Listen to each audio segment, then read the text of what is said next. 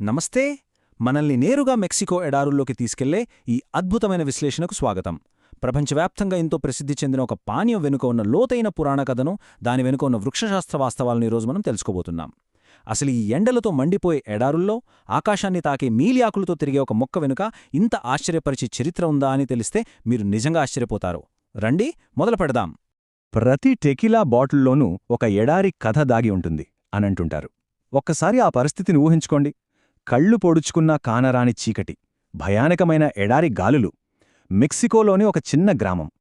ఆ గ్రామ ప్రజల జీవితం పూర్తిగా కరువు, బాధ, ఆకలితో నిండిపోయింది. వర్షాల కోసం దేవుళ్లను ప్రార్థిస్తూ వాళ్లు గడిపిన రోజులు, నెలలు, సంవత్సరాలు ఎన్నో. వాళ్ల ఆశలన్నీ అడుగంటిపోయిన ఆ సమయంలో వాళ్లకి కేవలం ఒకే ఒక నమ్మకం మిగిలి ఉంది. సరిగ్గా అప్పుడే ఆ గ్రామస్తులకు ఉన్న ఒకే ఒక్క ఆశ ఒక వృద్ధ సాధువు చెప్పిన పురాతన భవిష్యవాణి. ఎడారి గుండెల్లోంచి ఒక నీలిరంగు మొక్క పుడుతుందని, అదే వాళ్ల ప్రాణాలు నిలబెడుతుందని ఆ సాధువు ఎప్పుడో చెప్పాడు. పాపం ఆ ప్రజలు ఆ దైవిక కానుక కోసం, ఆ అద్భుతం కోసం కళ్ళు కాయలు కాచేలా ఎదురుచూస్తూనే ఉన్నారు. మరి ఆ మెరుపు వెనుక ఉన్న పురాణ కథ ఏంటి? ఎడారిలో ఆ దైవిక కాంతి ఎలా వచ్చిందో ఇప్పుడు చూద్దాం. ఒకరోజు రాత్రి సడన్గా వాతావరణం మారిపోయింది. ఆకాశాన్ని నిలువునా చీల్చుకుంటూ ఒక భారీ మెరుపు నేరుగా కిందికి దూసుకొచ్చింది. వచ్చి ఆ చీకటిలో వింతగా మెరుస్తున్న ఒక నీలిరంగు మొక్కమీద పడింది. అంతే, ఆ దెబ్బకి ఆ మొక్క మధ్యభాగం పూర్తిగా పగిలిపోయింది. ఆ మరుక్షణమే ఆ ఎడారి పొడిగాలిలో ఎక్కడినుంచో ఒక అద్భుతమైన, మత్తును కలిగించే తీపి వాసన అంతటా వ్యాపించింది. వింటుంటేనే అద్భుతంగా ఉంది కదూ? ఇక్కడే ఒక ఆసక్తికరమైన విషయం ఉందండి. ఈ పురాణ కథని మనం వాస్తవిక వృక్షశాస్త్రంతో కూడా ముడిపెట్టచ్చు. ఆ అద్భుతమైన నీలిరంగు మొక్క శాస్త్రీయ నామం అగవే టెకిలానా. ఎడారిలో అస్సలు నీరు లేకపోయినా కఠిన పరిస్థితులను తట్టుకుని బతికేసే ఈ మొక్క ఆ మెరుపు దెబ్బకు తనలోని తీపి రసాన్ని బయటకు వదిలింది. ఆ రసమే ఆ గ్రామస్తులను రక్షించే అమృతంగా మారిపోయింది. ఆ భయంకరమైన శబ్దం వినగానే గ్రామస్తులు ప్రాణభయంతో వణుకుతూ పరిగెత్తుకొచ్చారు. కాని చీకటిలో వింతగా మెరుస్తున్న ఆ నీలి ఆకులను, ఆ పగిలిన మొక్కనూ చూడగానే వాళ్ల భయమంతా ఆశ్చర్యంగా మారిపోయింది. ఇది ఖచ్చితంగా దేవతల సంకేతమే అని ఒక వృద్ధుడు ఆనందంగా అరిచాడు. సాధువు చెప్పిన వరమిచ్చే మొక్క ఇదేనని వాళ్లు బలంగా నమ్మారు.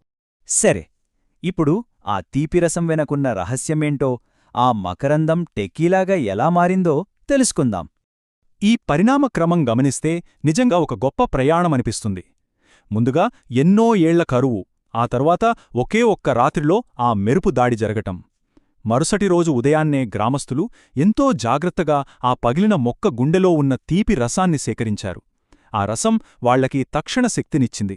అయితే కొన్ని రోజులపాటు ఆ రసాన్ని అలాగే వదిలేయడం వల్ల అది సహజంగా పులిసిపోయి ఒక విచిత్రమైన ద్రవంగా మారింది. దాన్ని తాగినవాళ్ల అలసట, బాధ అంతా మాయమైపోయాయి. అలా తరాలు గడిచే కొద్దీ ఆ ద్రవమే ఈరోజు మనం చూస్తున్న టెకీలాగా అవతరించింది. ఇక్కడ మనం రెండు విభిన్న కోణాలను గమనించాలి.